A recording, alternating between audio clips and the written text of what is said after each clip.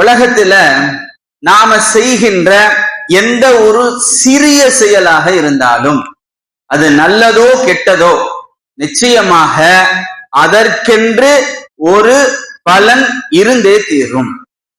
நாம வாழ்க்கையில நாம செய்கின்ற சிறிய நன்மைகள், எந்த நன்மைகள் நம்முடைய வெற்றிக்கு, நம்முடைய மறுமையினுடைய வெற்றிக்கு காரணமாக இருக்கிறது என்பது நமக்கு தெரியாது.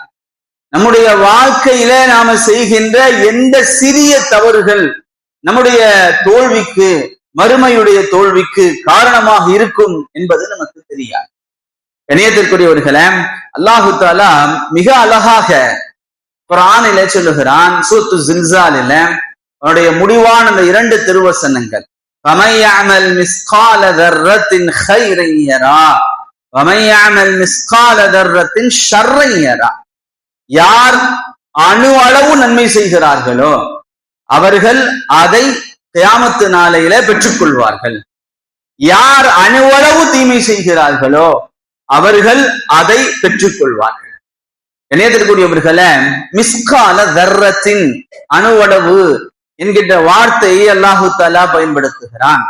இந்த அணு என்பதை கண்டுபிடிப்பதற்கு முன்பதாக ஆட்டம் என்கிறார்களே, அணு என்கிறார்களே, அது இப்ப சமீப காலங்களிலே கண்டுபிடிக்கப்பட்ட ஒன்று.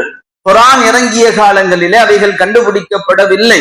எனவே ஆக சிறியதாக